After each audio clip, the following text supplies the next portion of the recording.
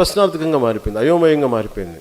ఉద్యోగులు బాధపడుతున్నారు, రైతాంగం బాధపడుతుంది, రోడ్లు లేవు, రోడ్లలో గుంతల్లో నీళ్లు పడితే చేపలు పట్టుకునే రోజులు ఇవన్నీ.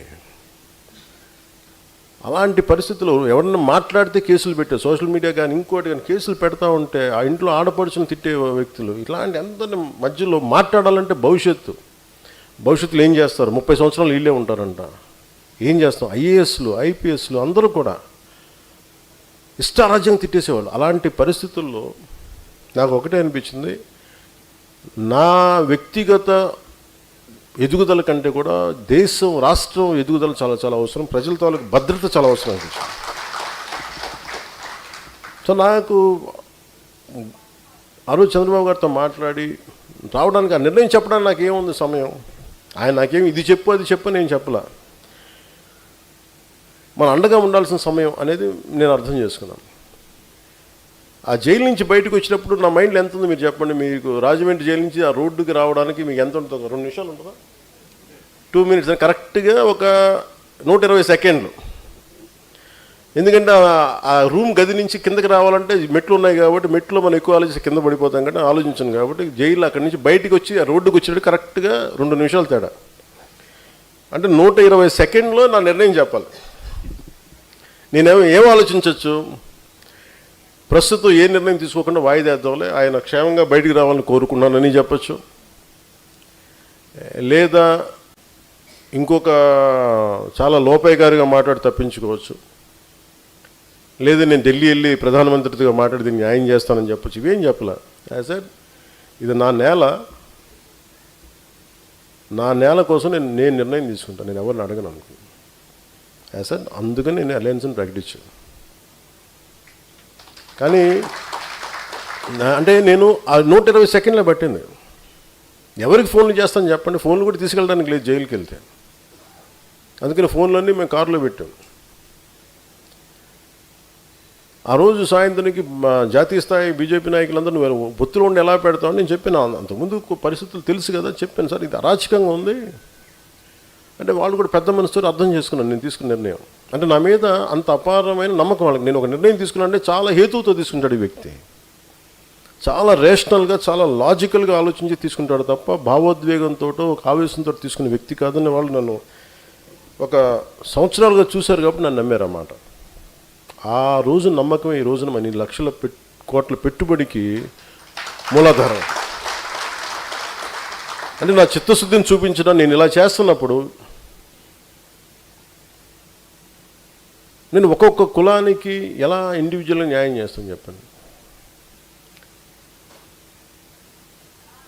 అంటే ఎన్నిసార్లు ఎలా మాట్లాడతారంటే అంత ఏమ్మా ఇంట్లో చాలా ఫోన్లు వచ్చినాయా,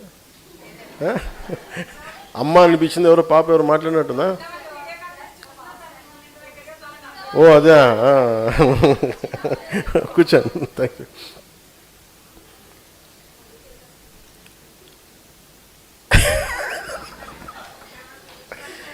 అంటే ఎందుకంటే నా ఇంట్లో పిల్లలు ఫోన్ చేస్తాను, నాకు అందుకు అనిపించింది, గుర్తు వచ్చింది నాకు.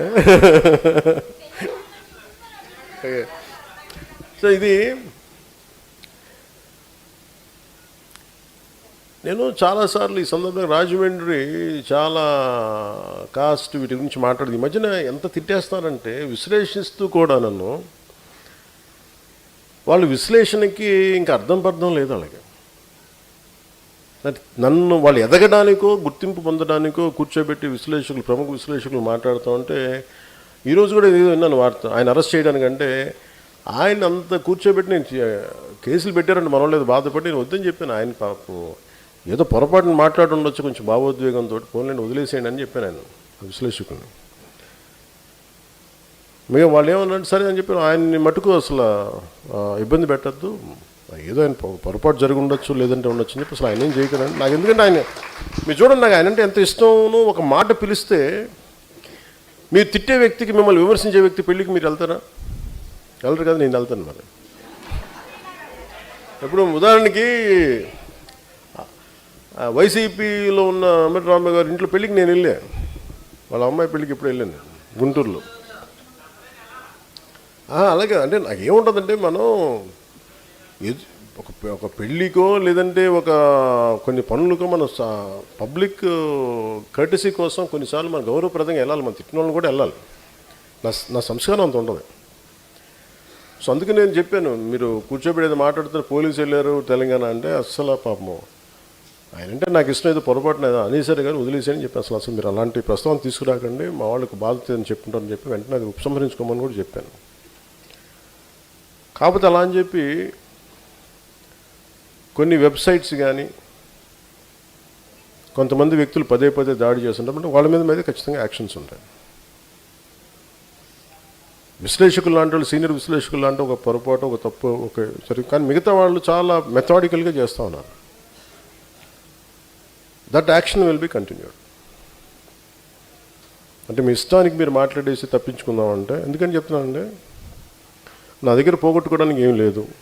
నన్ను ఎంత తిట్టారంటే ఇంక మీరు నన్ను తిట్టలేనంత, నన్ను ఎంత బద్నాం చేశారంటే ఇంక మీరు బద్నాం చేయలేనంత, అసలు మీరు ఎన్ని రకాలుగా నన్ను హింసించారంటే నా క్యారెక్టర్ అసాసినేషన్ మీరు ఎంత ఇదిగా నేను ఎదురు మాట్లాడాలంటే మీరు ఇళ్లలోంచి పారిపోతారు. నా గొంతు అంత బలమైంది, గుర్తుపెట్టుకోండి. నాకు ఎంత లోపల నుంచి ఎంత ఇన్ఫర్మేషన్ ఉంటుందంటే ఒక్కొక్కడి గురించి తోలు ఒలిచేసే అంత ఇన్ఫర్మేషన్ ఉంటుంది ఒక్కొక్కటి, అంత ఉంటుంది అలా. కానీ నేను ఎందుకు మాట్లాడినంటే మా బండ్ల గణేష్ లాగా, నాకు ప్రొడ్యూసర్ లాగా అంటు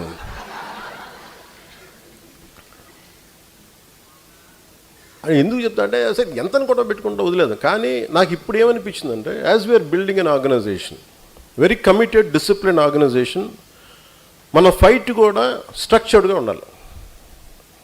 మీరు ఇక్కడ ఉన్న సాధకులు అందరూ చెప్తారు, మీరు స్ట్రక్చర్డ్గా ఉండాలి. మీరు ఒక సభకు వచ్చినప్పుడు మీద పడిపోయి కాకుండా యువర్ సాధక్స్, మీ ప్రవర్తన, మీ బిహేవియరే is a discipline for the party. మీరే వెన్నుముక పార్టీకి. మీరు బలంగా గట్టిగా నిలబడితే భయపడాలి అందరూ. మీరు ఒక్కొక్క 200 మందిని 100 మందిని మీరు